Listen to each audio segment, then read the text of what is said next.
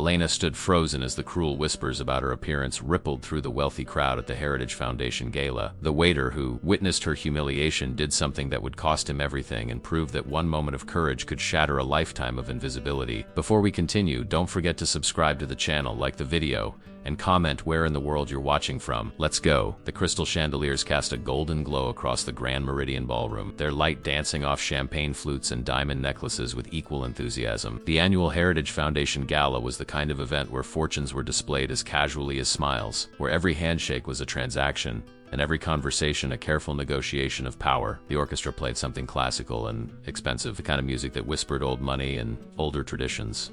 Elena Martinez stood at the edge of the ballroom in her mother's altered dress, a simple cream-colored gown that had been beautiful once, perhaps 20 years ago. The fabric was good quality, but the style was hopelessly outdated, with a modest neckline and a waist that sat just slightly wrong on her frame despite her mother's careful stitching. She had tried to make herself presentable with borrowed earrings and shoes that pinched her toes, but standing among women draped in designer labels and professionally styled hair, she felt like a sparrow that had accidentally flown into a peacock exhibit. She hadn't wanted to come. In fact, she had tried everything short of faking an illness to avoid this night. But her supervisor at the architectural firm where she worked as a junior draftsperson had made it clear that attendance at the gala wasn't optional. Several of the firm's biggest clients would be here and all hands were expected on deck. Even the invisible ones, like Elena, who usually stayed safely tucked away behind computer screens and technical drawing. The whispers started almost immediately. Elena had developed a particular sensitivity to them over the years, the way a person who has been burned learns to sense heat before the flame touches skin. She heard them in the pauses between musical phrases, in the spaces where laughter should have been. Did you see what she's wearing? The voice belonged to a woman in sapphire blue silk, her neck adorned with what looked like a constellation of diamonds. She was speaking to her companion, a reed-thin blonde in crimson, but her voice carried just loud enough to be heard by anyone paying attention. The blonde's response was a delicate laugh, the kind that sounds like wind chimes but cuts like glass. I suppose not everyone got the memo about this being a formal event. How charitable of the firm to bring their office staff. Elena felt heat crawl up her neck. She fixed her eyes on a point across the room, a painting of a pastoral scene that seemed absurdly peaceful given her current circumstances. She reminded herself that she was here for work, that she just needed to make it through the evening, smile when required, and then she could go home to her tiny apartment and her rescue cat and forget this night ever happened. Across the ballroom, Marcus Chun moved through the crowd with the practiced invisibility of someone who had spent 15 years in service. At 42, he had the kind of face that people looked past rather than at, pleasant enough but unremarkable, with salt and pepper hair kept short and neat. He wore the standard waiter's uniform of the Grand Meridian with quiet pride, the black suit and crisp white shirt pressed to perfection. In his hands, he balanced a silver tray of champagne flutes with the steadiness of long practice. Marcus had seen 1,000 events like this one. He knew the rhythms of the wealthy, the way they moved through space as if the air itself rearranged itself to accommodate them. He had learned not to listen too closely to their conversations, not to see too much, not to judge. His job was to be a benevolent ghost, present when needed, invisible otherwise. But tonight something pulled at his attention. Perhaps it was the way the young woman stood so rigidly at the edge of the dance floor. Or perhaps it was the familiar slump of her shoulders that he recognized from his own reflection in difficult years. Whatever it was, he found his gaze returning to her even as he moved through his rounds, offering champagne and collecting empty glasses. The whispers grew louder as the evening progressed and the champagne flowed more freely. The woman in sapphire blue had gathered a small audience now, 3 other women and 2 men in expensive tuxedos, all of them stealing glances at Elena while pretending to discuss other matters. I heard she's nobody really, the sapphire woman continued, her voice taking on the authoritative tone of someone sharing insider information, works in the drafting department or something equally tedious. Can you imagine showing up to an event like this looking like that? It's almost offensive to the other guests. One of the men, a silver-haired executive with the bearing of someone used to being obeyed, nodded thoughtfully. I suppose we should give the girl credit for having the courage to show her face, though perhaps courage isn't quite the right word. Delusion might be more accurate.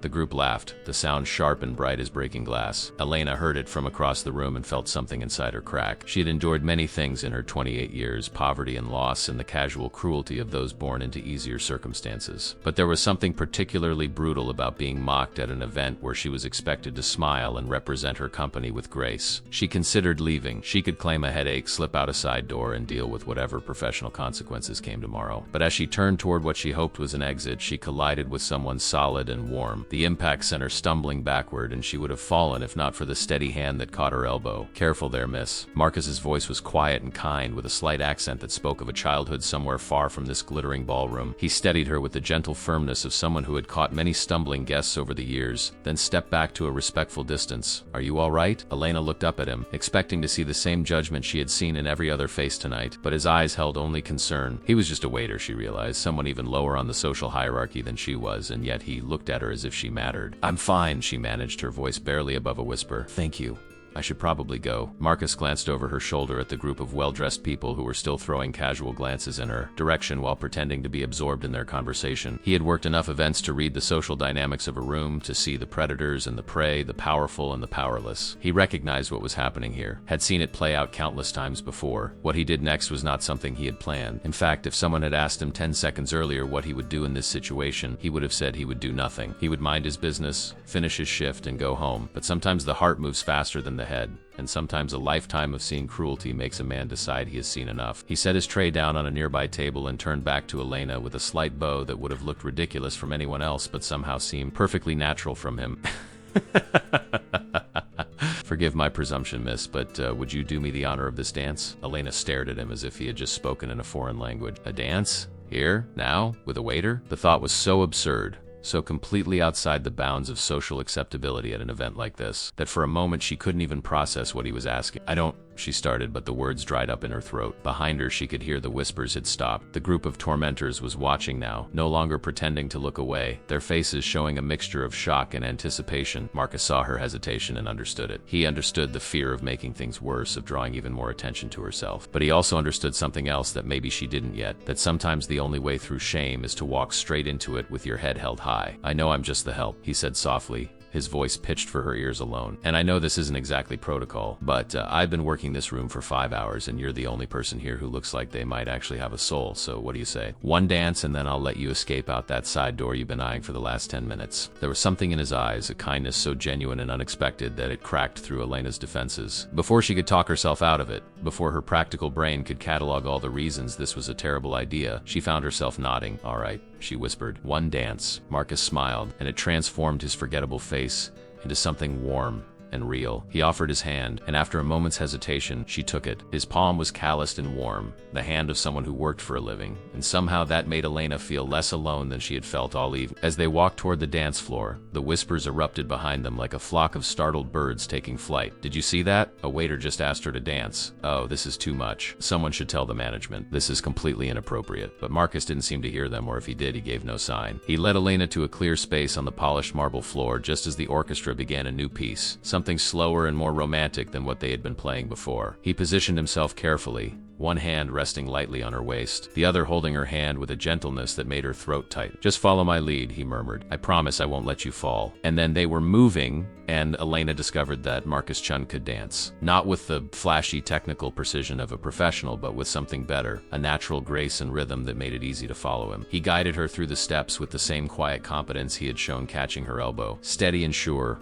never pushing, always supporting. Elena had taken exactly 6 weeks of ballroom dancing lessons in college, a brief experiment in social cultivation that had ended when she realized she couldn't afford to continue. But her body remembered the basic patterns, and with Marcus leading, she found herself moving with a confidence she didn't know she possessed. Around them, the crowd had formed a loose circle, watching. Some faces showed amusement, others showed outrage at this breach of social protocol, but Elena found she didn't care anymore. For the first time all evening, she wasn't looking down at her borrowed shoes or studying the distant paintings. She was looking at Marcus, at this kind stranger who had seen her drowning and thrown her a lifeline without asking for anything in return. "You're good at this," she said softly as they turned in a smooth arc. Marcus smiled. "My mother insisted all her children learn to dance. She said it was a form of dignity, that knowing how to carry yourself with grace was something no one could take away from you, no matter how poor you were." "She sounds like a wise woman," Elena replied, and found herself meaning it. The music swelled around them, and for a moment, the gilded ballroom and all its cruelty faded into the background. There was only the rhythm, the movement, and the unexpected kindness of a stranger's hand. But the moment couldn't last forever. As the song drew to a close and the final notes hung in the air like a question, reality came crashing back with the force of a tidal wave. The applause that followed was scattered and uncertain, peppered with uncomfortable laughter and pointed whispers. Marcus stepped back and gave Elena a small, respectful bow. "Thank you for the dance," he said quietly. "You were lovely. Before Elena could respond, a sharp voice cut through the remaining music like a knife through silk. What exactly is going on here? The voice belonged to a tall man in an immaculate tuxedo, his face flushed with barely contained rage. He was striding across the dance floor with the purposeful anger of someone whose authority has been questioned. Marcus turned to face him, his expression calm and unreadable. "Good evening, Mr. Sterling. I can see what you were doing," Sterling interrupted, his voice rising. "You were making a spectacle of yourself and embarrassing this establishment." He gestured sharply at Marcus. "You're fired. Collect your things and leave immediately." A shocked murmur rippled through the watching crowd. Elena felt her stomach drop. This was her fault. This kind man had tried to help her, and now he was losing his job because— "Please," she started, stepping forward. "This was my fault." Sterling's gaze snapped to her, and the contempt in his eyes was so naked it felt like a physical slap. "I don't know who you are, miss, but I suggest you return to wherever you came from. This event is for distinguished guests, not for whatever category you seem to represent." The words hung in the air, ugly and brutal. Around them, the crowd had gone silent, waiting to see how this drama would play out. Some faces showed embarrassment, others showed a kind of eager anticipation, the way people lean forward at the scene of an accident. Elena felt the familiar burning sensation behind her eyes that signaled tears were coming. She had endured the whispers, endured the mocking glances, but this direct assault on her dignity was too much. She opened her mouth, though she had no idea what she would say, when a new voice entered the conversation. "Excuse me, but I believe you're making a mistake." The voice was crisp and authoritative, belonging to a man who had emerged from the crowd. He was in his early 50s with steel gray hair and the kind of face that suggested a lifetime of making decisions and having them respected. He wore his tuxedo like armor, and when he moved, people instinctively stepped aside to make room. Sterling turned, his anger faltering slightly when he saw who had spoken. "Mr. Castellanos, I'm handling a personnel issue." This waiter," Castellanos interrupted smoothly, "just demonstrated more class and courage than anyone else in this room tonight." His gaze swept over the assembled guests, and several people had the grace to look away. He then turned his full attention to Marcus. "I don't believe we've been formally introduced. Victor Castellanos." Marcus straightened his shoulders slightly. "Marcus Chun, sir. I've been with the Grand Meridian for 15 years. 15 years of exemplary service, I'm sure," Castellanos said. He glanced at Sterling. "Tell me exactly what rule did Mr. Chun break by dancing with a guest?" Sterling sputtered, his face growing even redder. "It's inappropriate. The staff shouldn't be fraternizing with whom?" Castellanos' voice had gone very quiet. Very dangerous. "With guests? Or are you perhaps suggesting there's a certain type of guest with whom dancing would be considered inappropriate?" The implication hung in the air like smoke. Sterling realized he was stepping into a minefield and changed tactics. "It's simply not professional," he said, his voice losing some of its earlier authority. "The waitstaff should be serving, not dancing." Castellanos smiled, but there was no warmth in it. "And yet I've attended this gala for the past 8 years, and I've watched staff members dance with guests on at least a dozen occasions. Wealthy widows are particularly fond of convincing handsome young waiters to join them on the floor. I don't recall you firing anyone then." Sterling's mouth opened and closed like a fish gasping for air. Around them, the crowd was watching with rapt attention. This was better than any performance they could have paid for. Castellanos turned to Elena, and his expression softened considerably. "My dear, I apologize for the appalling behavior you've been subjected to tonight. May I ask your name?" Elena's voice came out as barely a whisper. "Elena Martinez. I work at Hartley & Associates, the architectural firm." "Ah, yes," Castellanos said, his eyes lighting with recognition. "You're the one who did those preliminary sketches for the Riverside Development Project. I saw them at a meeting last month. Extraordinary work, truly. You have a gift for seeing space in ways most architects never achieve." Elena stared at him, stunned. Victor Castellanos was a legend in the real estate development world, a man whose approval could make or break careers. The fact that he not only knew who she was, but had actually looked at her work seemed impossible. "Thank you, sir," she managed. "That means a great deal coming from you." Castellanos nodded, then turned his attention back to the crowd. His voice rose, carrying to every corner of the ballroom. "Ladies and gentlemen, I'm going to share something with you that I suspect many of you need to hear. I grew up in a neighborhood where having enough to eat was never guaranteed. My father was a janitor. My mother cleaned houses, and the clothes I wore to school were always someone else's cast-offs." He paused, letting the words sink in. "I know what it's like to be judged for circumstances beyond your control. I know what it's like to be considered less than because of what you wear or where you come from." The silence in the ballroom was absolute now. No one was whispering. No one was even breathing loudly. "Tonight," Castellanos continued, "I watched a room full of people who claim to be pillars of society, who donate to charities and sit on boards and talk about compassion, spend hours mocking a young woman for the crime of not being wealthy enough to meet your standard." His voice hardened. "And then I watched a waiter, a man who makes in a year what some of you spend on a weekend vacation, show more human decency than all of you combined." He let his gaze sweep across the assembled faces, and Elena saw several people flinch under the weight of his judgment. Then he turned to Marcus, extending his hand. "Mr. Chun, I own several hotels and restaurants in this city. If Mr. Sterling here is foolish enough to terminate your employment, I would be honored to offer you a position at one of my establishments at double your current salary. Marcus shook his hand, his eyes wide with disbelief. That's very generous, sir, but you don't have to decide now, Castellano said kindly, but the offer stands. He glanced at Sterling, though I suspect Mr. Sterling might want to reconsider his hasty decision. Sterling looked like a man who had just realized he was standing on quicksand. The color had drained from his face, and Elena could practically see him calculating the political cost of maintaining his position versus the cost of backing down. I may have been too hasty, he said finally, the words clearly painful to speak. Mr. Chun, you may return to your duties. No, Marcus said quietly. Everyone turned to look at him in surprise. With all due respect, sir, I think I'll accept Marcus Stelanos' offer. I've spent 15 years being invisible in rooms like this, being treated as less than human by people who wouldn't last a day doing the work I do. I'm tired of it. There was a ripple of shocked whispers, but Marcus continued, his voice growing stronger. And I'm tired of watching good people like Miss Martinez be torn apart by small, cruel individuals who have nothing better to do than judge others to make themselves feel superior. He looked directly at the woman in sapphire blue, who suddenly found her champagne glass fascinating. You all should be ashamed of yourselves. The words landed like stones in still water, sending ripples of discomfort through the crowd. Castellano smiled broadly and clapped Marcus on the shoulder. Well said, very well said indeed. He turned to Elena. Miss Martinez, I have a proposition for you as well. Hartley and Associates does good work, but they're clearly not recognizing your talent if they're keeping you hidden in the drafting department. I'm in the market for a lead architect for a new project I'm developing, a mixed-use complex that will include affordable housing units. Would you be interested in discussing it? Elena felt as if the floor had just dropped out from beneath her. A lead architect position?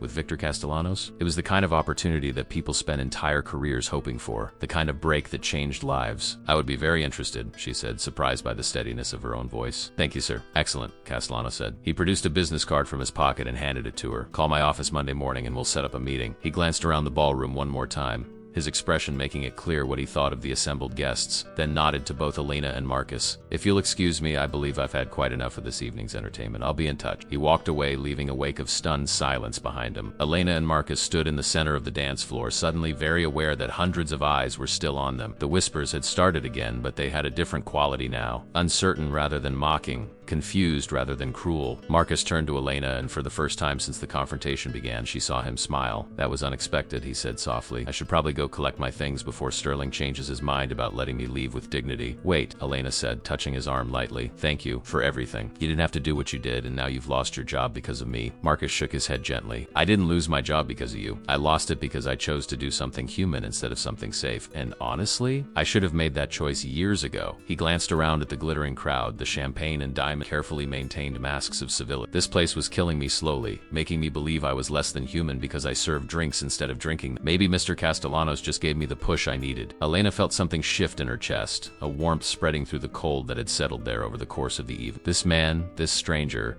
had seen her pain and stepped into the line of fire without hesitation, and now he was standing here acting as if he had somehow been the one who benefited from the exchange. Can I buy you coffee? She asked suddenly, the words tumbling out before she could second guess them. I mean, after you collect your things. There's a diner about 2 blocks from here that's open late. It's nothing fancy, but the coffee's decent, and I'd like to talk if that's all right. Marcus studied her face for a moment, and Elena had the strange sensation of being truly seen, of having someone look past the borrowed dress and the years of accumulated shame to the person underneath. A smile tugged at the corner of his mouth. I would like that very much, Miss Martinez. Elena, she corrected. Please, just Elena.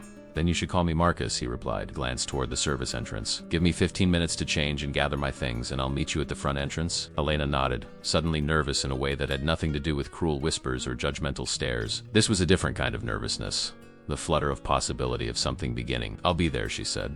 She watched as Marcus made his way through the crowd, his posture straight and unbowed despite what had just happened. People moved aside for him now, uncertain how to treat someone who had been simultaneously fired and offered a better position in the span of 5 minutes. Sterling had disappeared, probably to have a panic attack in his office about the political nightmare he had just created. Elena became aware of someone approaching her and turned to find the woman in sapphire blue standing awkwardly a few feet away. The woman's earlier confidence had evaporated, replaced by an uncomfortable uncertainty that would have been satisfying if Elena had any energy left for vindictiveness. I wanted to apologize, the woman said, her voice lacking its earlier sharp edge. What I said earlier, the things we were saying, it was cruel and uncalled for. I got caught up in the moment and I should have known better. Elena looked at her, this woman who had spent the evening casually shredding her dignity for entertainment, felt a tired sort of pity. You should have known better, she agreed quietly. But knowing better and doing better are different things. I hope next time you'll choose differently. She didn't wait for a response. She simply turned and walked toward the exit, her borrowed shoes clicking on the marble floor. Behind her, she heard renewed whispers, but they didn't touch her anymore. She had been seen, truly seen, by someone whose opinion actually mattered, and that had changed something fundamental in how she carried herself through the world. The front entrance of the Grand Meridian was a study in gilded excess, with marble columns and enormous floral arrangements that probably cost more than Elena's monthly rent. She stood to one side, watching as elegantly dressed couples came and went, their voices carrying the lazy contentment of people for whom this level of luxury was simply Tuesday. True to his word, Marcus appeared 15 minutes later, now dressed in worn jeans and a simple navy sweater that had seen better days. He carried a small duffel bag that presumably contained his waiter's uniform and whatever personal items he had kept in his locker. Without the formal attire, he looked younger somehow, more approachable, though his eyes still carried that same gentle wisdom that had first caught Elena's attention. "Ready?" he asked, and she nodded. They walked in companionable silence for the first block, leaving behind the bright lights and marble facades of the luxury district. The diner Elena had mentioned was called Sophie's, a 24-hour establishment that had been serving coffee and comfort food to the city's insomniacs and night shift workers for 3 decades. The neon sign flickered slightly, and through the windows, Elena could see the familiar sight of vinyl booths and Formica counters. "It's not much," Elena said as they approached, suddenly self-conscious about bringing someone to such a modest place after the splendor of the gala. Marcus smiled, a genuine expression of pleasure crossing his face.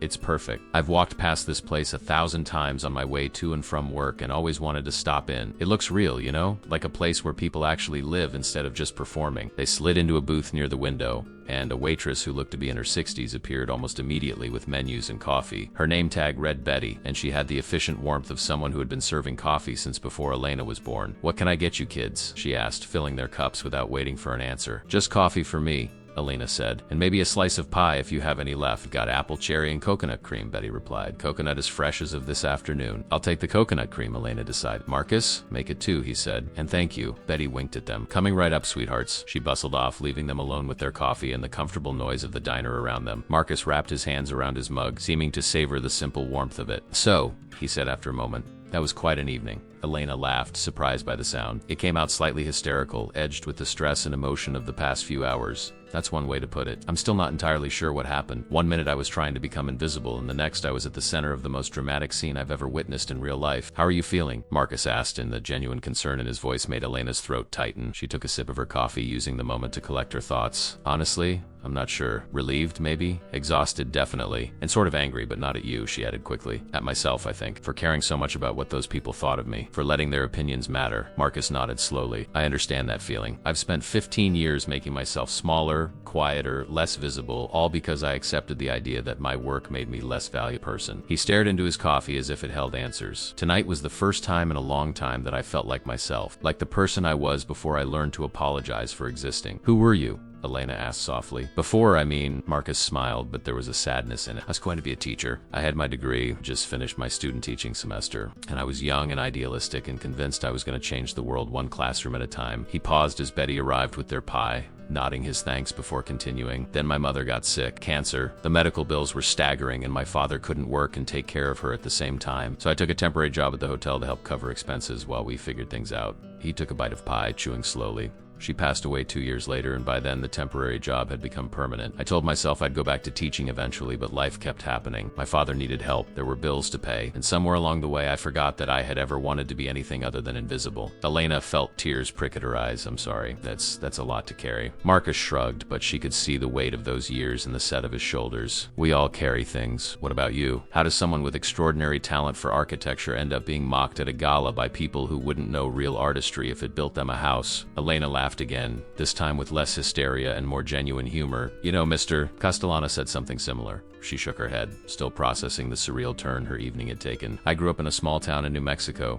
My dad was a carpenter, and I used to love watching him work, the way he could look at a pile of lumber and see something beautiful waiting to emerge. When I was 12, he died in a construction accident, and my mom had to work 3 jobs to keep us afloat." She traced patterns in the condensation on her water glass. "I got a scholarship to college, worked my way through, graduated near the top of my class. But when you don't have connections, when you don't know the right people or go to the right parties, it's hard to break through. So I've been stuck doing drafting work for 2 years, watching less talented people get promoted because they know how to network, because they fit the image of what an architect is supposed to look like. And what does an architect look like? Marcus asked, though his tone suggested he already knew the answer. Rich, Elena said bluntly. Connected. From the right family. Certainly not someone who shows up to a gala in her dead mother's altered dress because she can't afford anything else. Her mother had passed away the previous year, and the dress had been one of the few nice things she had left behind, a reminder of better times when her parents had been young and in love, and the future had seemed bright with possibility. Marcus reached across the table and gently touched her hand. A brief contact that sent warmth through her entire arm. For what it's worth, I thought you looked beautiful tonight. Not because of the dress, but because you carried yourself with dignity even when people were trying to strip it away from you. That takes real strength. Elena looked down at their hands, his darker skin against her lighter tan, both of them marked by work and struggle in ways that the people at the gala would never understand. Thank you, she whispered, for seeing me, for the dance, for all of it. They sat like that for a moment, connected by touch and shared understanding, until Betty bustled past and gave them a knowing smile. Young love, she muttered, just loud enough to be heard. Reminds me of my Harold. God rest his soul. Elena felt her cheeks heat and gently withdrew her hand, though she immediately missed the contact. They finished their pie in a comfortable silence, the kind that feels like friendship even when people have only known each other for a few hours. Around them, the diner hummed with its own quiet dramas, night shift workers grabbing meals between shifts, insomniacs seeking solace in coffee and pie, a young couple in the corner booth holding hands and speaking in whispers. When Betty brought the check, both Elena and Marcus reached for it at the same time. Their fingers brushed, and they shared a smile. I invited you, Elena said firmly. I'm paying. I just lost my job and immediately got offered a better one, Marcus countered. Let me celebrate by buying you pie. They compromised by splitting it, and as they stood to leave, Betty called out from behind the counter. You two come back now, you hear? It's nice to see good people finding each other. Outside, the night had grown cooler, and the city had that particular 3 in the morning quality where it felt like they were the only two people awake in the world. They stood on the sidewalk, neither quite ready to say goodbye, both knowing that once they parted, the spell of the evening would break and they would have to return to the harsh light of reality. Can I walk you home? Marcus asked. It's late and I'd feel better knowing you got back safely. Elena hesitated. She lived in a part of the city that she usually tried to hide from people like the ones at the gala. A neighborhood where the buildings were old and the paint was peeling and the sound of sirens was a nightly lullaby. But Marcus wasn't people like them. He understood what it meant to struggle, to count pennies, to make do with less. I'd like that, she said, but I should warn you, it's not the nicest area. It's about a 20-minute walk from here. I grew up in a neighborhood where the biggest decision you made was which gang not to join, Marcus said with a wry smile. I think I'll survive. They walked through the sleeping city, past darkened storefronts and the occasional late-night bodega still glowing with fluorescent light. They talked about everything and nothing, books they loved and movies they'd seen, childhood memories and adult disappointments. Elena learned that Marcus loved old jazz music and couldn't cook to save his life. Marcus learned that Elena sketched buildings in the margins of her notebooks and had a cat named Frank Lloyd Wright, which she called Lloyd for short. What made you ask me to dance? Elena asked as they turned onto her street. You could have just let me leave. You didn't know me. You certainly didn't owe me anything. Marcus was quiet for a moment, his hands shoved into his pockets against the cooling air. When I was in college, before everything fell apart, I had a professor who told me something I've never forgotten. He said that we all have moments in our lives where we can either be part of the cruelty or part of the kindness, and that those moments define who we are more than any achievement or title ever could. He glanced at Elena, his expression earnest in the dim streetlight. I've spent 15 years being invisible, telling myself it was safer that way, easier. But tonight, watching you stand there so alone while people tore you apart for entertainment, I realized I was tired of being safe. I was tired of watching cruelty happen and doing nothing about it. So I asked you to dance. Elena stopped walking and turned to face him fully. The streetlight cast shadows across his face, making him look older, wiser, like someone who had seen the worst the world had to offer and chosen kindness anyway. That professor was right, she said softly. Those moments do define us. And tonight you defined yourself as someone extraordinary. I'm not extraordinary, Marcus protested. I'm just a waiter who got fired for overstepping. No, Elena said firmly. You're a man who saw someone in pain and chose compassion over comfort. You're someone who stood up to a room full of people who thought they were better than you and proved them wrong without saying a word. You're someone who gave up safety to do the right thing. That's the very definition of extraordinary. Marcus looked at her with an expression she couldn't quite read, something between gratitude and wonder and a kind of tentative hope. In the silence between them, she became aware of how close they were standing, how easy it would be to lean in, to close the distance, to turn this strange and terrible and wonderful night into something else entirely. But before either of them could move, a police siren wailed past, shattering the moment.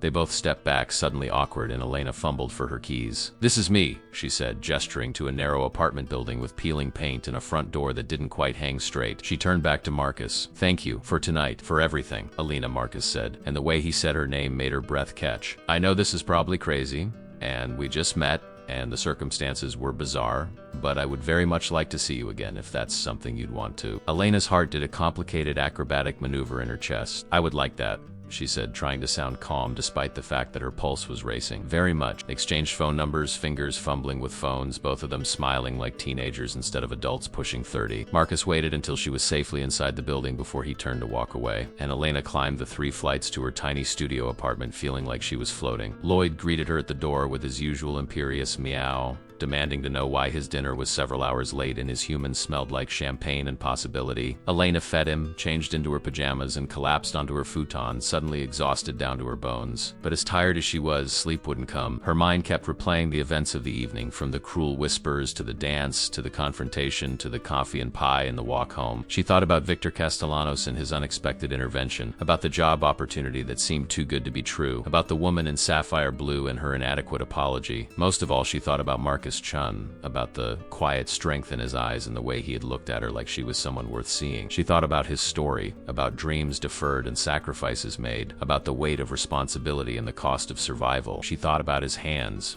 calloused and warm, and the way he had held her with such careful respect on the dance floor. Her phone buzzed on the small table beside her futon. It was a text from an unknown number. Just wanted to make sure you got in safely. Thank you again for tonight. It meant more than you know, Marcus. Elena smiled, her fingers flying over the screen. I should be thanking you. You saved me tonight in more ways than one. Sleep well, Marcus. His response came a moment later. Sweet dreams, Elena. Something tells me things are about to get interesting for both of us. She set her phone down and stared at the ceiling of her tiny apartment, at the water stain in the corner that looked like a map of some undiscovered country. Things were about to get interesting. That was one way to put it. She had a meeting scheduled with one of the most powerful developers in the city. She had made an enemy of at least a dozen wealthy socialites, and she had somehow, impossibly, made a connection with a man who seemed to see her in a way no one ever had before. Elena closed her eyes and let herself imagine what Monday morning might bring. The meeting with Castellanos, the chance to finally use her skills for something meaningful, the possibility that maybe, just maybe, her years of struggle were about to pay off in ways she had never allowed herself to dream. Monday morning arrived with the subtle cruelty of an alarm clock that didn't care about exhaustion or anxiety. Elena had spent most of Sunday alternating between nervous excitement and paralyzing doubt. She had pulled out her portfolio half a dozen times,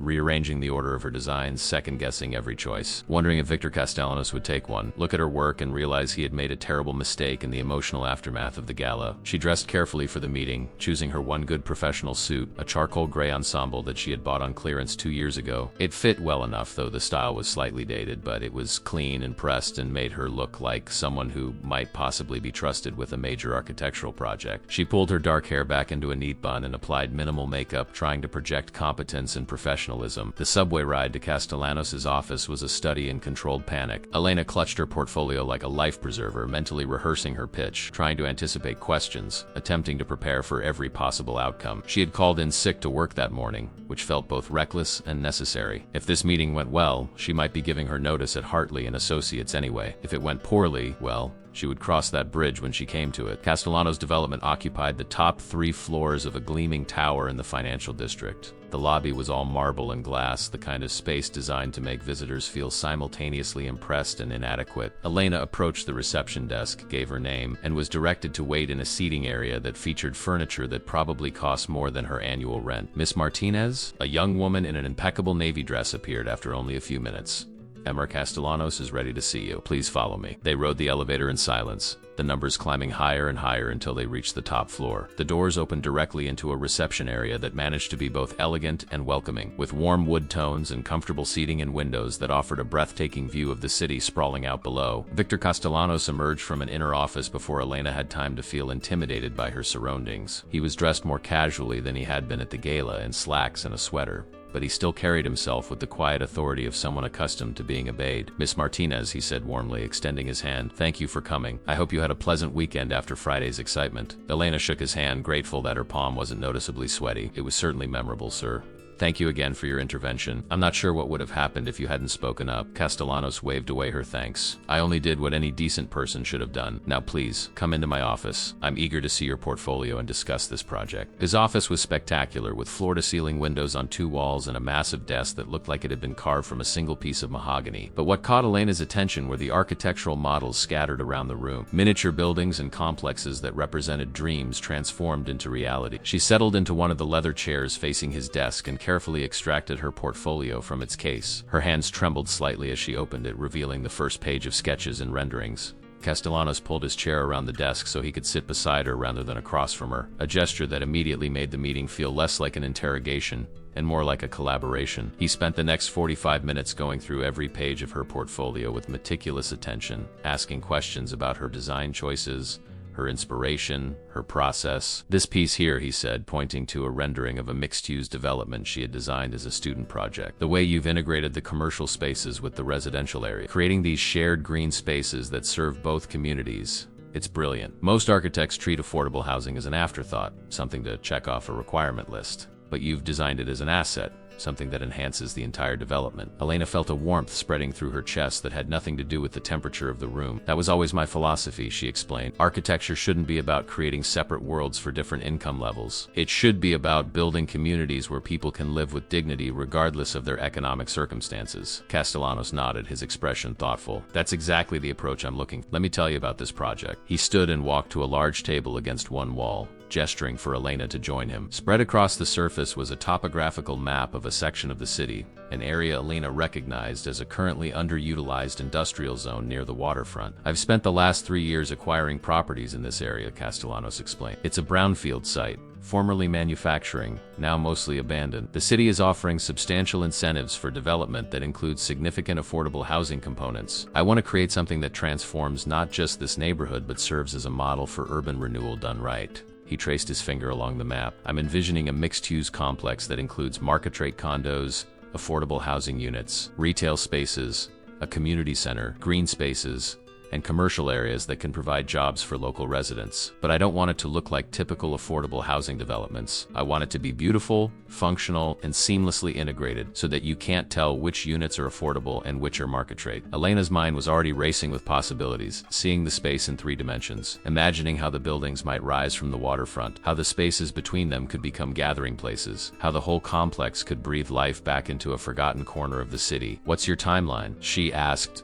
already thinking about zoning requirements and environmental assessments and the 1,000 details that would need to be considered. Aggressive, Castellanos admitted. I want preliminary designs within 3 months and construction to begin within 18 months. I know it's a tight schedule, but I have political momentum right now and I don't want to lose it. Elena's practical side wanted to point out that 3 months was barely enough time for preliminary designs on a project of this scope, especially working alone. But her ambitious side, the part of her that had been suppressed for 2 years of doing other people's grunt work, was already saying yes. I can do it, she said. I'll need to bring in some consultants for specialized areas. Environmental engineers, maybe a landscape architect, but I can handle the primary design work. Castellanos smiled. You'll have a budget for consultants and you'll have my full support. I should mention that the salary for this position is $200,000 annually, plus benefits and a completion bonus if we hit our timeline. Elena's carefully maintained professional composure nearly cracked. $200,000 was more than triple what she was currently making. It was enough to pay off her student loans. It was enough to move to a better apartment. It was enough to start actually building savings instead of living paycheck to paycheck. That's very generous, she managed, her voice only slightly strangled. It's market rate for a lead architect on a project of this scope, Castellanos corrected. And frankly, based on what I've seen in your portfolio, it's a bargain for me. Do we have a deal?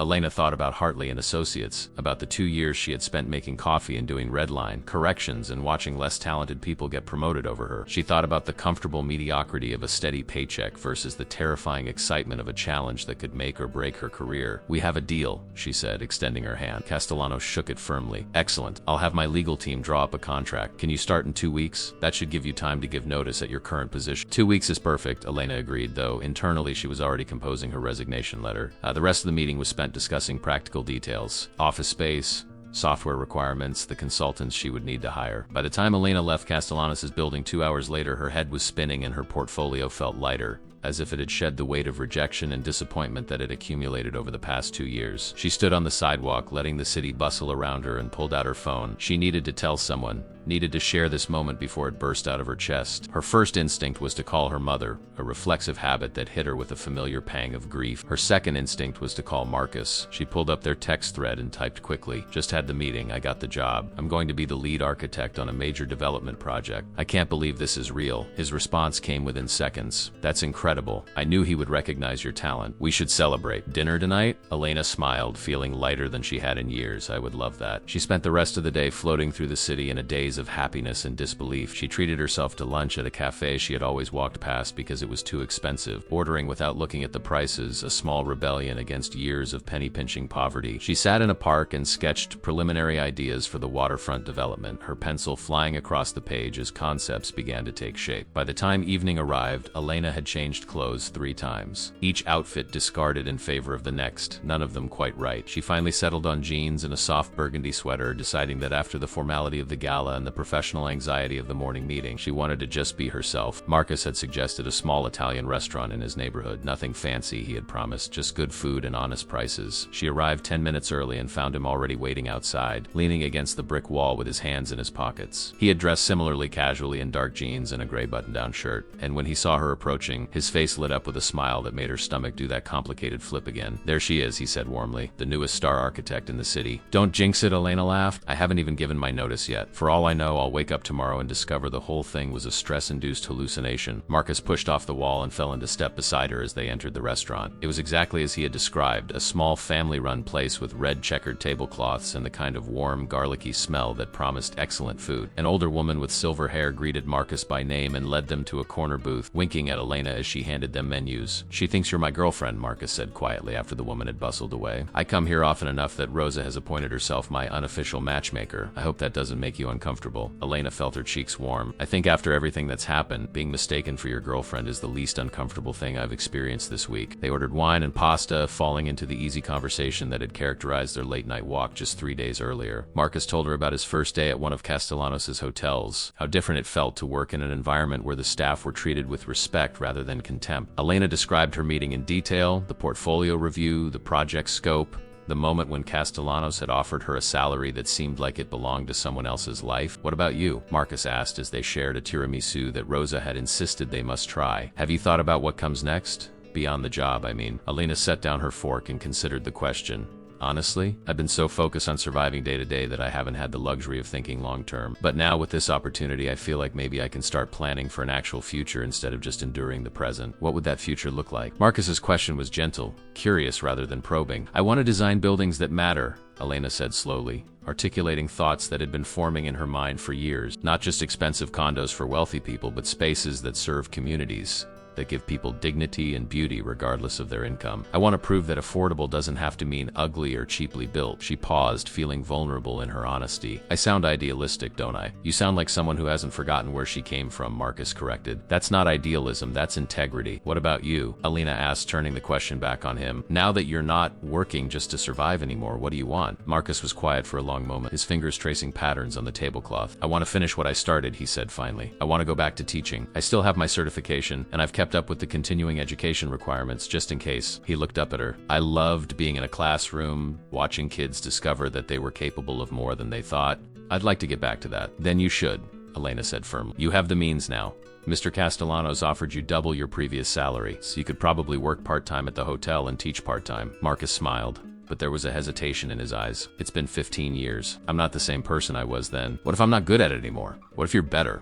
Elena countered. You've lived more, experienced more, struggled more. That gives you perspective that 25-year-old you didn't have. You'd be teaching from a place of real understanding about what it means to overcome obstacles. They talked until the restaurant began to empty, until Rosa started giving them pointed looks while wiping down nearby tables. Finally, reluctantly, they paid their bill and stepped out into the cool night air. Can I walk you home again? Marcus asked. I feel like it's becoming our tradition, Elena laughed. We've known each other for 3 days.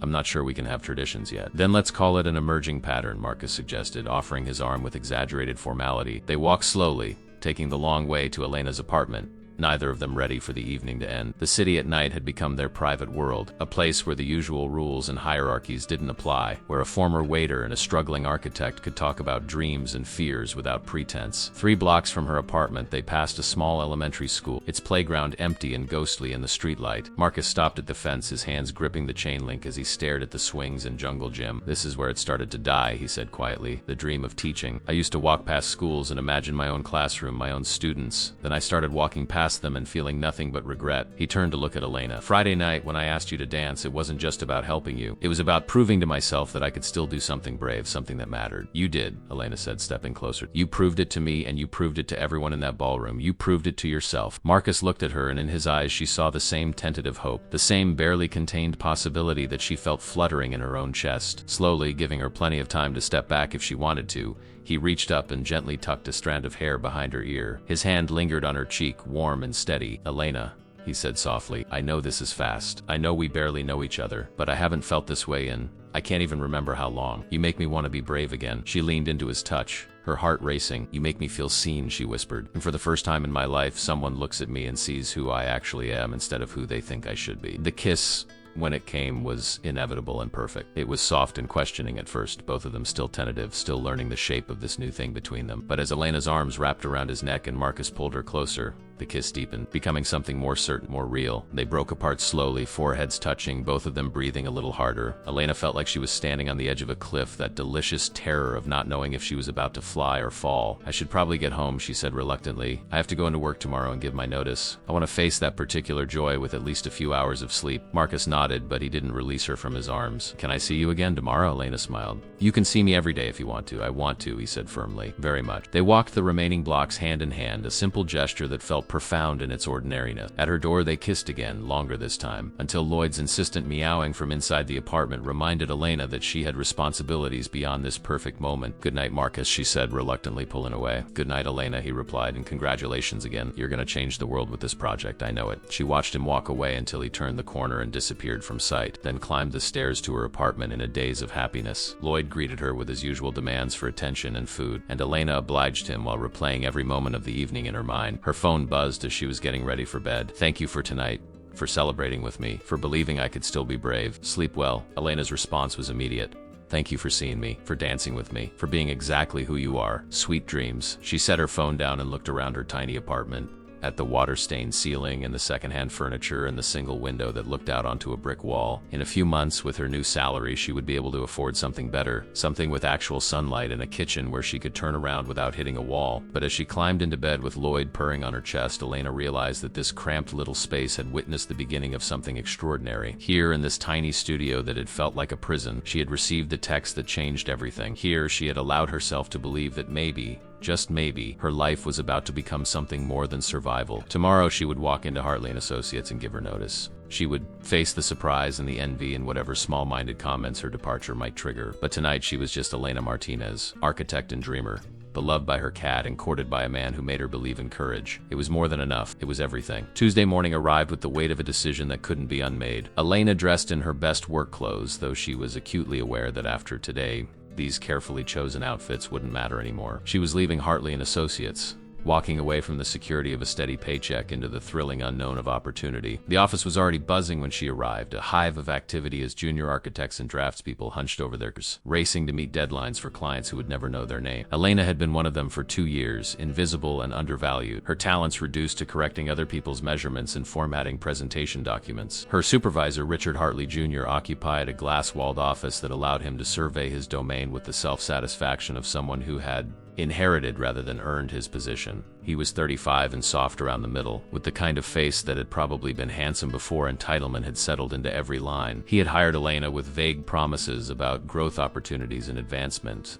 promises that had evaporated like morning mist once he realized she had no connections to leverage. Elena knocked on his doorframe, her resignation letter folded in her hand. Richard looked up from his phone, his expression shifting from annoyance at being interrupted to mild surprise at seeing her standing there. Martinez, he said, as if her name was something he had to search for in his memory. What can I do for you? I need to speak with you about my position here, Elena said, stepping into his office and closing the door behind her. It's important. Richard set down his phone with the air of someone granting an enormous favor. All right, but make it quick. I have a client meeting in 20 minutes. Elena handed him the letter. I'm giving my 2 weeks notice. I've accepted a position with another firm. Richard's expression cycled through surprise, confusion, and finally settled on something like indignation. He unfolded the letter and scanned it quickly, his jaw tightening with each line. Another firm, he repeated. May I ask which one? Castellanos Development, Elena said, keeping her voice neutral. I'll be serving as lead architect on their new waterfront mixed-use project. Color drained from Richard's face. Lead architect with Victor Castellanos? His voice had risen slightly, attracting attention from the workers in the cubicles outside his glass office. That's impossible. You're a draftsperson. You don't have the experience for a position like that, Mr. Castellanos reviewed my portfolio and felt differently,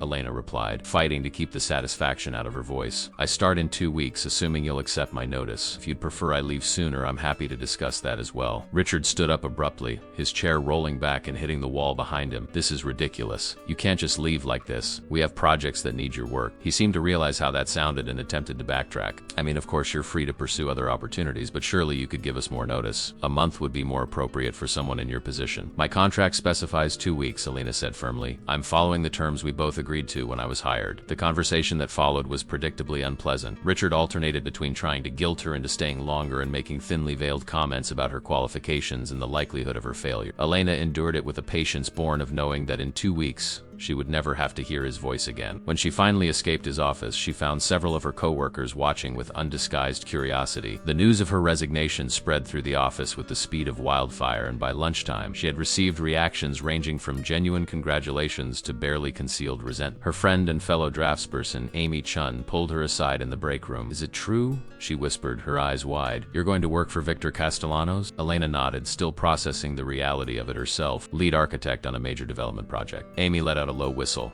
How did you even get that opportunity? I mean, no offense, but you've been stuck doing markup work just like the rest of us. I went to the Heritage Foundation Gala last week, Elena explained. Let's just say things happened there that led to an introduction. She didn't elaborate on the details. The cruel whispers or the dance or the public confrontation that had somehow transformed her life. Some stories were too complicated to tell in a break room, too personal to share with people who were work friends but not real friends. The afternoon was a blur of transition work, documenting her current projects and organizing files for whoever would take over her responsibilities. It was tedious but necessary, and Elena approached it with the same thoroughness she brought to everything, unwilling to burn bridges even at a firm that had consistently undervalued her. By the time she left the office at 5:30, she was exhausted but relieved. The first day was over. 13 more days and she would be free. Her phone buzzed as she walked to the subway. How did it go? Elena smiled at Marcus's text. Survive. My supervisor looked like I'd personally betrayed him. Otherwise, completely unremarkable. His response came quickly. Want to talk about it over dinner? I'm making pasta, or attempting to. Fair warning. I really can't cook. You're making me dinner?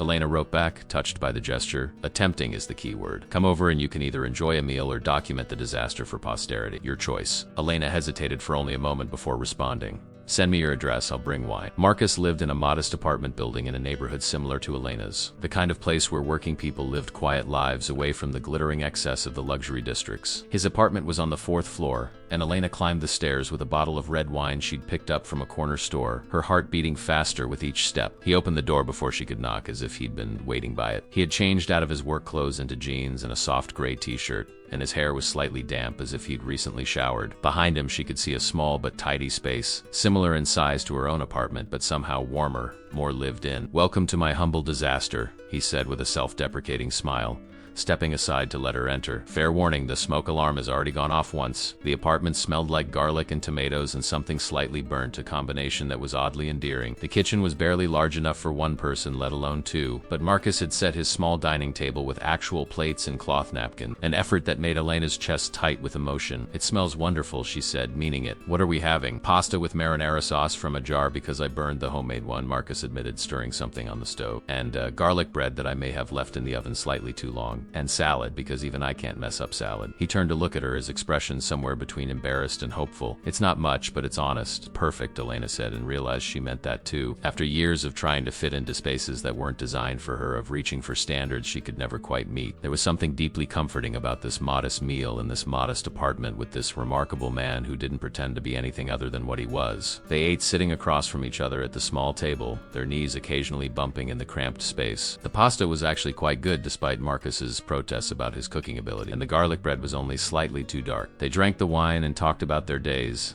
about Richard's barely concealed outrage and the gossip that would undoubtedly follow Elena's departure. Did you hear from your old professor? Elena asked. The one who told you about being part of kindness instead of cruelty? Marcus shook his head. We lost touch years ago. He retired and moved somewhere warmer, Arizona or New Mexico, but I think about what he said all the time. It's become my measuring stick for decision. Took a sip of wine. After my mother died, I got angry. At the world, at God, at the unfairness of it all. And that professor? He saw it happening to me. He pulled me aside one day and told me that anger was natural, but I had to choose what I did with it. I could let it make me cruel, or I could transform it into compassion for others who were suffering. And you chose compassion, Elena said softly. Not always, Marcus admitted. There were years where I chose nothing, where I just went through the motions of existing. But Friday night, watching you stand there alone while people mocked you, something in me woke up. I remembered who I wanted to be. They cleaned up the dinner dishes together, moving around the tiny kitchen in a dance of proximity and awareness. Elena washed while Marcus dried, and when their hands touched in the soapy water, neither of them pulled away immediately. After the dishes were done, they moved to the small couch that served as Marcus's living room furniture. It was worn but comfortable, and they sat close together, Elena's head resting on Marcus's shoulder, his arm around her waist. The television was on, but neither of them was really watching. They were too busy existing in this moment, this small bubble of peace they had created together. "Can I ask you something?"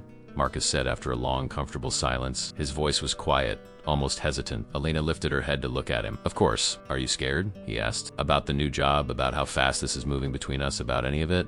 Elena considered the question carefully. She could lie, could present a confident facade, but something about Marcus made her want to be truthful, even when the truth was messy and uncertain. Terrified, she admitted, about all of it. "This job is the biggest opportunity I've ever had, and what if I'm not good enough? What if Victor Castellanos made a mistake in the emotional aftermath of that night and realizes it when he sees my actual work?" She paused, then continued more softly. "And us, it's moving fast. We've known each other less than a week, and I'm already thinking about you constantly. That's scary, too." Marcus was quiet for a moment, his fingers tracing absent patterns on her arm. "I'm scared, too," he confessed. "I keep waiting for something to go wrong, for the universe to reveal this was all some cosmic joke. I've spent so many years believing I didn't deserve good things that I'm not sure how to accept them when they show up. Maybe that's what we do for each other," Elena suggested. "We remind each other that we deserve this, that good things can happen to good people, even when the odds seem stacked against us." Marcus kissed the top of her head, a gesture so tender it made Elena's eyes sting with unexpected tears. "I like that idea," he murmured. "We're each other's evidence that the world isn't entirely cruel." They stayed like that for hours, talking about everything and nothing, sharing stories from their childhoods and their dreams for the future. Elena learned that Marcus had a younger sister who was a nurse in Oregon, and that he had been trying to save enough money to visit her for 3 years. Marcus learned that Elena used to draw elaborate cityscapes in the margins of her school notebooks, and that her father had told her she could build anything she could imagine. It was nearly midnight when Elena reluctantly said she should go home. They stood at the door, neither wanting to break the spell of the evening, until finally Marcus cupped her face in his hands and kissed her with a sweetness that made her forget why leaving had seemed important. "Stay," he whispered against her lips. "I mean, if you want to, I can sleep on the couch. I'm not ready to say goodnight yet." Elena's practical side reminded her that she had work in the morning, that this was moving too fast, that she should maintain some boundaries. But her heart, that traitorous organ that had been dormant for so long, was already saying yes. "I'll stay," she said, "but we're both sleeping in an actual bed. We're adults. We can share space without it meaning anything more than neither of us wants to be alone tonight." Marcus's smile was brilliant. "Deal. Though I should warn you, I snore sometimes." "Lloyd snores all the time," Elena countered. "I'm used to it." They got ready for bed with the awkward intimacy of people navigating new territory. Marcus lent her a t-shirt to sleep in, and Elena borrowed his toothbrush after a moment's hesitation. They climbed into his bed on opposite sides, maintaining a careful distance at first, until Elena broke and moved closer, fitting herself against his side. "Is this okay?" she asked, suddenly uncertain. Marcus wrapped his arm around her, pulling her closer. "This is more than okay. This is perfect." Elena fell asleep to the sound of his heartbeat, steady and sure beneath her ear. For the first time in longer than she could remember, she felt safe, not just physically, but emotionally. She felt like she had found someone who understood the weight of struggle and the sweetness of small victories. The next 2 weeks passed in a blur of endings and beginnings. Elena finished her time at Hartley and Associates, enduring Richard's increasingly passive-aggressive comments and the mixture of envy and admiration from her co-workers. She packed up her small desk, said goodbye to the few people who had been genuinely kind to her, and walked out of the building on her last day feeling lighter than she had in years. Marcus, meanwhile, had begun the process of returning to teaching. He met with the principal of a middle school in an underserved neighborhood, a woman named Dr. Patricia Williams, who had been searching for an 8th grade English teacher since the previous teacher had quit mid-semester. She was impressed by Marcus's credentials and even more impressed by his honest explanation of why he had left teaching and why he wanted to return. "I need someone who understands these kids, Doctor," Williams had said, gesturing out her office window at the playground where students from a dozen different backgrounds were playing. "Someone who knows what it's like to struggle, to feel invisible. These children need a teacher who sees them as human beings with potential, not as problems to be managed." Marcus started the following Monday, nervous as a first-year teacher despite his experience. He stood in front of his classroom looking at 30 pairs of eyes, watching him with the skepticism of adolescents who had been disappointed by adults too many times before and felt something click back into place inside him. This was where he belonged. This was his purpose. Elena began her work with Castellanos Castellano's development the same week. She was given an office with actual walls and a door that closed, a space that felt impossibly luxurious after years of working in a cubicle. The first few days were overwhelming, meeting with engineers and surveyors and environmental consultants, learning the intricacies of the site, understanding the political landscape that would influence every design decision. But as the pieces began to come together, as her preliminary sketches started taking shape, Elena felt a confidence growing that she had never experienced. This was her project, her vision, her chance to prove that architecture could be both beautiful and socially conscious, that affordable housing didn't have to mean ugly or cheaply constructed. Victor Castellanos proved to be exactly the kind of client Elena had dreamed of working with. He trusted her expertise while offering his own insights from years of development experience. He pushed her to think bigger, to be bolder, to create something that would stand as a landmark rather than just another building. During one meeting, as Elena was presenting her initial concepts for the community center that would anchor the development, Castellanos interrupted her with a question. "What's the one thing you would want for this neighborhood if money was no object?" Elena didn't hesitate.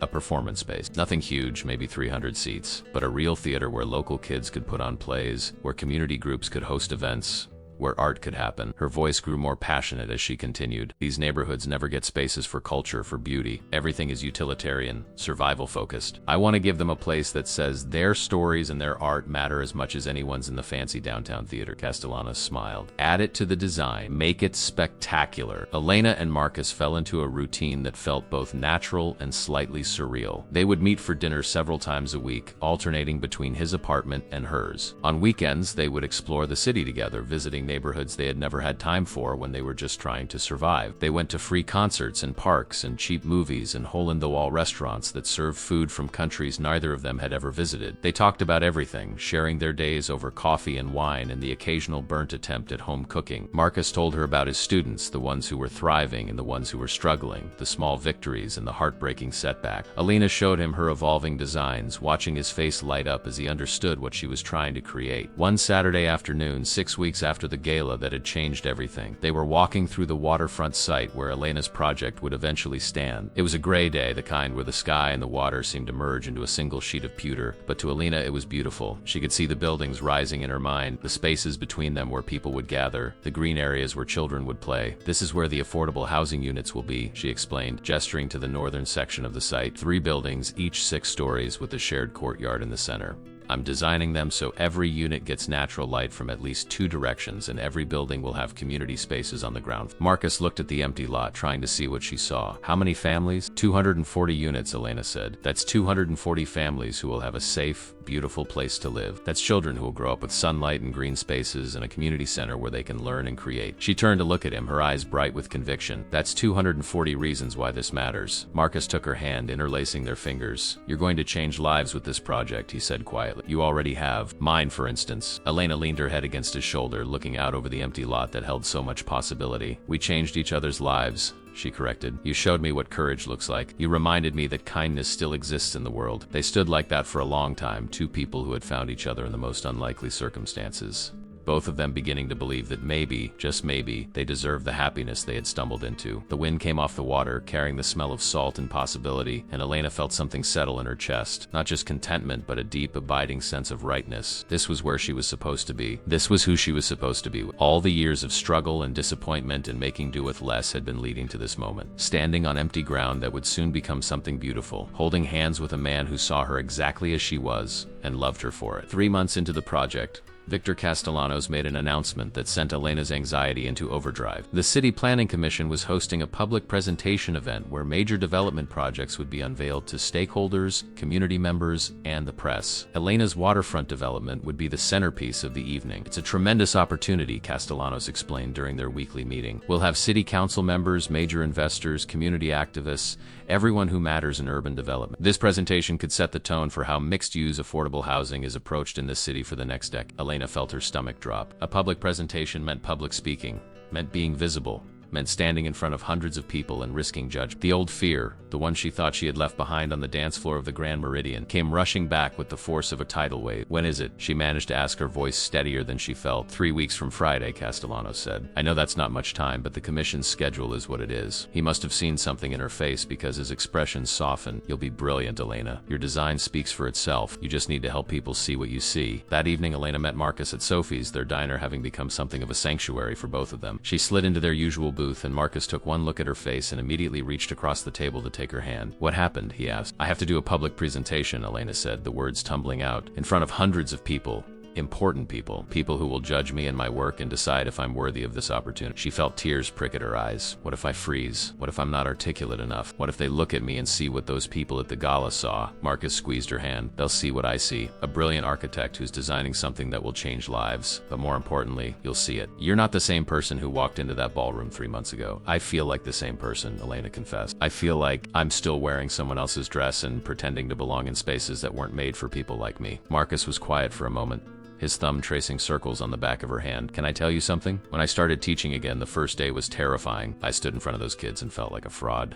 Like they would see through me to the person who had spent 15 years invisible, who had given up on his dreams." He smiled slightly. "But then one of my students, a girl named Jasmine who never talked in class, stayed after and asked me about a book I'd mentioned. And we had this conversation about literature and meaning and why stories matter, and I realized something. I wasn't a fraud. I had just forgotten who I was." "You're saying I need to remember who I am?" Elena asked. "I'm saying you already know who you are," Marcus corrected. "You're Elena Martinez, daughter of a carpenter, someone who understands that buildings aren't just structures, they're homes. You're someone who fought her way through college and poverty and dismissal to get here. You're someone who has the courage to design not just for profit but for people. That's who will be standing at that podium, and that person has nothing to prove to anyone." Elena felt the tears spill over, but they were different from the tears of fear she had been fighting. These were tears of gratitude, of being understood so completely that it ached. "How did I get so lucky to find you?" "We found each other," Marcus said, "and we're going to get through this together. We'll practice your presentation until you can give it in your sleep. We'll prepare for every possible question, and on the night of the event, I'll be in the audience believing in you loud enough for both of us." Over the next 3 weeks, they did exactly that. Elena worked obsessively on her presentation, refining her slides, practicing her delivery, anticipating questions. Marcus sat through countless run-throughs, offering gentle feedback, asking questions that helped her think more deeply about her design choices. On the weekends, they would visit the site, and Elena would walk him through where each building would stand, how the spaces would flow, why every decision mattered. The night before the presentation, Elena couldn't sleep. She lay in Marcus's bed, his arm around her, staring at the ceiling and running through her speech for the 1,000th time. "Talk to me," Marcus murmured, his voice rough with sleep. "What's really scaring you?" Elena was quiet for a long time before answering. "I'm scared that I'll stand up there and someone from that gala will be in the audience. Someone who heard those whispers about me being too ugly, too poor, too nothing, and they'll look at me and remember, and suddenly all my credentials won't matter because they've already decided who I am." Marcus shifted so he could look at her in the darkness. "And what if they are there? What if those exact people are in the audience?" "Then they win," Elena whispered. "They get to remind me that I don't belong." "No," Marcus said firmly. "Then you win, because you get to stand in front of them as the lead architect on a major development project and show them exactly how wrong they were. You get to take all that judgment and cruelty they directed at you and transform it into something beautiful that will serve hundreds of families. That's not them winning. That's you proving that their opinions were always worthless." Elena felt something shift in her chest, a loosening of the knot of fear that had been tightening for weeks. "You're right," she said slowly. "This isn't about proving myself to them. It's about showing what's possible when you stop letting other people's limitations define you." The night of the presentation arrived with the cruel indifference of all important days. Elena, dressed carefully in a navy suit she had bought with her first paycheck from Castellano's development, her hair pulled back in a professional but elegant style. She looked at herself in the mirror and barely recognized the woman staring back. Someone who looked confident and capable and entirely unlike the frightened girl in the borrowed dress. The presentation was being held at the city's convention center, a massive space that could accommodate the hundreds of attendees expected. Elena arrived early, checking and rechecking her slides, making sure the architectural models were positioned correctly, trying to calm the butterflies performing acrobatics in her stomach. Victor Castellanos found her backstage, reviewing her notes one final time. "You're going to be magnificent," he said with quiet confidence. "I've seen you present this project to my team a dozen times. Just do what you've been doing. Show them the vision." The auditorium filled quickly, a sea of faces that made Elena's mouth go dry. She spotted Marcus in the third row, exactly where he had promised to be. He gave her a subtle thumbs up, and she felt some of her panic ease. She wasn't alone in this. The mayor gave opening remarks about the city's commitment to affordable housing and sustainable development. A city council member talked about the importance of public-private partnerships. And then Victor Castellanos was introducing her, his words painting a picture of an architect with extraordinary vision and deep commitment to social justice. Elena walked to the podium on legs that felt like they belonged to someone else. She looked out at the audience, at the hundreds of faces watching her with varying degrees of interest and skepticism, and felt the familiar fear begin to rise. And then her eyes found Marcus, steady and believing, and she remembered what he had said. She wasn't here to prove herself to anyone. She was here to share something beautiful, Good evening, she began, her voice surprisingly steady. My name's Elena Martinez, and I want to tell you a story about a neighborhood that has been forgotten and a community that deserves better. She clicked to her first slide, an image of the waterfront as it currently existed, abandoned and neglected. This is where we're starting. Empty warehouses, contaminated soil, a space that has been written off as too damaged to save. It's not unlike the way we often write off entire communities, deciding they're too poor or too troubled to invest in. She advanced to the next slide, showing her preliminary designs. But this is what I see. This is what's possible when we decide that everyone deserves beauty and dignity in their living spaces, not just those who can afford luxury condos. For the next 45 minutes, Elena took the audience through her vision. She explained her design philosophy, her commitment to environmental sustainability, her insistence on creating spaces that served everyone regardless of income. She showed renderings of the buildings, layouts of the community spaces, plans for the performance theater that would anchor the cultural life of the neighborhood. She spoke with passion and precision, answering questions with confidence, defending her choices with evidence and heart. She was no longer the nervous woman who had walked to the podium. She was Elena Martinez, architect and visionary, someone who had earned her place at the table through talent and determination and refusing to accept other people's limitations. When Elena finished her presentation, the auditorium was silent for a heartbeat. Then the applause began, starting with Marcus and spreading through the room like wildfire. People rose to their feet, a standing ovation that went on and on until Elena felt tears threatening to spill over. This wasn't polite acknowledgement. This was genuine appreciation for work that mattered. The question and answer session that followed was spirited but respectful. A community activist asked about ensuring local hiring for construction jobs. A city planner questioned her approach to parking and traffic flow. An affordable housing advocate wanted specifics on income requirements for the subsidized unit. Elena answered each question with the thoroughness and clarity that came from knowing her project inside and out. Near the end of the session, a woman in the back of the auditorium stood up. Elena's heart stopped. It was the woman from the gala, the one in sapphire blue who had led the whispered mockery that night 3 months ago. The woman who had apologized inadequately and then disappeared into the crowd. Ms. Martinez, the woman said, her voice carrying through the microphone a volunteer had handed her. I have a question about your commitment to this project. Elena braced herself for an attack disguised as inquiry, for some reference to that terrible night, for humiliation dressed up as concern. But what came next surprised her. I'm Catherine Whitmore, the woman continued. I sit on the board of the Heritage Foundation, the organization that hosted the gala where we first met. She paused, and Elena could see her gathering courage. I was one of the people who treated you terribly that night, who said cruel things and thought them justified because you didn't fit our narrow definition of who belonged in that space. The auditorium had gone completely silent. Even Victor Castellanos was staring at Catherine Whitmore with an expression of shock. I've spent the last 3 months thinking about that night, Catherine continued, her voice shaking slightly, about the kind of person I was, about the casual cruelty I participated in. And now I'm watching you present this extraordinary project, this vision that will provide homes and dignity to hundreds of families, and I'm ashamed. She looked directly at Elena. I'm not asking you to forgive me. I'm asking if you would be willing to come speak to our foundation board about how organizations like ours can better support projects that actually serve communities rather than just writing checks to feel good about ourselves. Elena stood at the podium looking at this woman who represented everything she had been afraid of, everything that had tried to tell her she wasn't good enough, wasn't worthy. She could say no. She could let the bitterness of that night dictate her response. But as she looked at Catherine Whitmore, she saw not an enemy but a person struggling towards something better, just like everyone else. I would be willing to do that, Elena said quietly, because what we all need to learn is that worth isn't determined by what we wear or where we come from. It's determined by what we choose to do with the opportunities we're given. The applause that followed was even louder than before, and Elena saw several people in the audience wiping their eyes. When the formal presentation ended, she was surrounded by people wanting to shake her hand, to ask follow-up questions, to express their support for the project. It took nearly an hour before she could extract herself from the crowd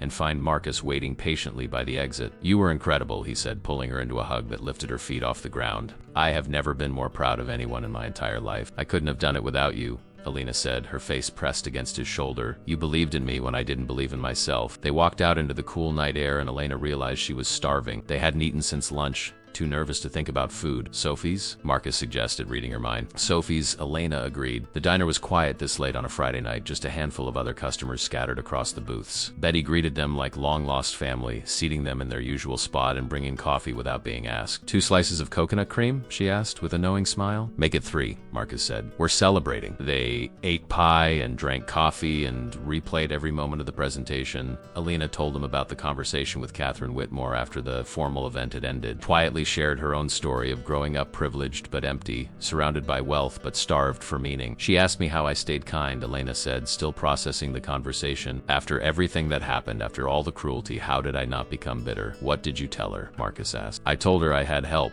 Elena said, reaching across the table to take his hand. I told her that someone showed me what kindness looked like when I needed it most, and that changed everything. Marcus squeezed her hand, his eyes suspiciously bright. You changed me too, you know. Before that night, I had convinced myself that playing it safe was the same as being content. That invisibility was a reasonable price to pay for avoiding pain. Elena smiled. And now you're teaching 30 teenagers who think you're the coolest person they've ever met. I saw those notes some of your students wrote you. One of them said you're the first teacher who ever made them feel like their thoughts mattered. Marcus laughed, embarrassed but pleased. They're good kids. They just need someone to see them as people instead of problems. Like someone did for you, Elena pointed out, like you did for me. They sat in comfortable silence for a moment, both of them reflecting on the strange path that had brought them to this point. 3 months ago, Elena had been invisible in a company that undervalued her, and Marcus had been invisible in a job that diminished him. Now they were both doing work that mattered with people who saw them, and somehow along the way they had found each other. I love you, Marcus said suddenly, the words spilling out as if he couldn't contain them anymore. I know it's only been 3 months, and maybe that's too soon to say it, but I do. I love your passion and your integrity and the way you fight for people who can't fight for themselves. I love how you sketch buildings and the margins of everything. I love that you named your cat after an architect. I love you, Elena. Elena felt her heart expand in her chest, filling with a warmth that had nothing to do with the coffee. I love you too, she said, the words feeling both natural and momentous. You're the kindest person I've ever met. You're someone who chose compassion over safety, who chose to see me when I felt invisible. You're someone who makes burned garlic bread and calls it dinner and somehow makes it perfect. They left Sophie's hand in hand, walking the familiar path to Marcus's apartment. The city was quiet around them, the usual chaos muted by the late hour. They climbed the 4 flights of stairs to his door, and as Marcus fumbled for his keys, Elena realized something profound. She was happy, not just content or satisfied or grateful, but genuinely, deeply happy. The kind of happiness that comes from being seen and loved and doing work that matters. The kind of happiness she had spent so many years believing wasn't meant for people like her. Inside the apartment, they moved through their evening routine with the comfortable familiarity of people who had found home in each other. They got ready for bed and climbed under the covers, and Elena fitted herself against Marcus's side in the position that had become theirs over the past 3 months. Marcus, she said quietly into the darkness. Thank you for asking me to dance. He kissed the top of her head. Thank you for saying yes. They fell asleep like that, 2 people who had been invisible until they found each other. 2 people who had been told in 1,000 different ways that they didn't matter, that they weren't enough, that they didn't belong. They had taken all that cruelty and judgment and transformed it into something beautiful, something true, something that would last. In a few months, ground would break on Elena's waterfront development. In a few years, families would move into homes designed with dignity and love. Marcus's students would graduate and go on to college, carrying with them the belief that someone had seen their potential. Catherine Whitmore would restructure the Heritage Foundation's giving priorities, guided by a lesson learned from a woman in a borrowed dress. But tonight, in a modest apartment in an ordinary neighborhood, 2 extraordinary people held each other close and let themselves believe in the simple truth that had changed everything. Kindness matters, courage matters, and sometimes, when you're brave enough to dance with a stranger, you find the person you've been searching for all along.